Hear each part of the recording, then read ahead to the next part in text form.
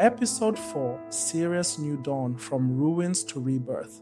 For over a decade, Syria was synonymous with destruction. Civil war, foreign intervention, and the suffocating grip of Bashar al Assad left the nation in ruins. But today, a new chapter is unfolding.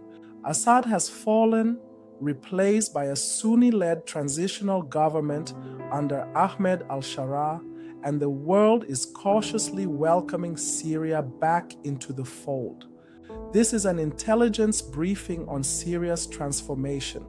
The end of Assad's rule reshaped the Middle East. Once a loyal partner of Tehran, Assad's fall marked the collapse of Iran's Western anchor. The Islamic Republic had invested billions to keep him in power, pouring in militias, weapons, and oil. Yet the weight of endless war, Israeli precision strikes, and dwindling Russian support finally broke the regime's spine. The security state that once terrorized Syrians crumbled almost overnight. The new Sunni-led government faced a nation in ashes, entire cities flattened, an economy shattered, millions displaced. But instead of isolation, Syria is experiencing a rare convergence of opportunity. Regional states that once funded proxies now funnel money into reconstruction. Gulf capitals see a chance to pull Damascus out of Tehran's orbit. Even Ankara, once locked in hostility, opens trade corridors across its southern border. The United States has played a pivotal role in this shift.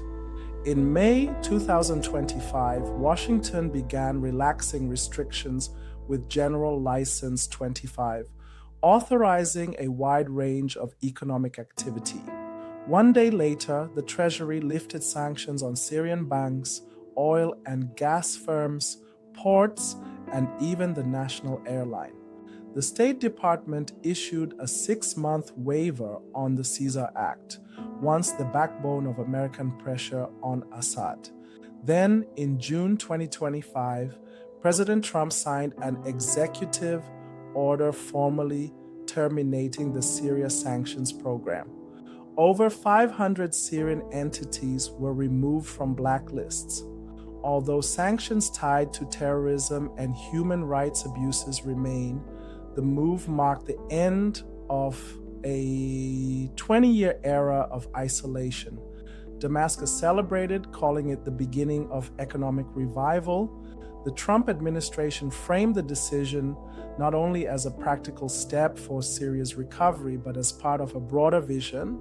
It envisions peace not just in Syria, but across the Middle East and the entire world. Officials argue that ending endless wars, encouraging reconciliation, and fostering economic renewal is the pathway to durable stability. Whether this vision materializes remains uncertain, but it signals a dramatic pivot in American policy. The impact has been immediate. Syrian oil, long smuggled through black markets, is re-entering legitimate trade networks. Ports in Latakia and Tartus are busy again. Reconstruction projects funded by Gulf wealth and overseen by Western contractors break ground in Aleppo and Homs. The lira stabilizes, food imports resume, and markets in Damascus echo with cautious optimism. Politically, Syria is still fragile. Sectarian divides remain raw. Kurdish autonomy in the northeast requires delicate negotiation. Militias still linger, loyal to their paymasters in Tehran, and Israel, wary of any vacuum, continues to monitor the shifting landscape with precision strikes against lingering Iranian supply routes. Yet the shift is undeniable. For the first time since 2011, Syria is no longer defined solely by war and despair. It is defined by transition.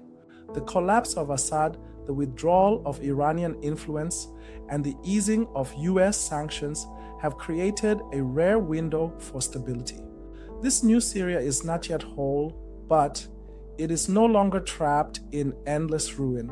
The path forward will depend on whether its new leadership can balance sectarian interests, attract sustained investment, and resist being pulled back into old rivalries.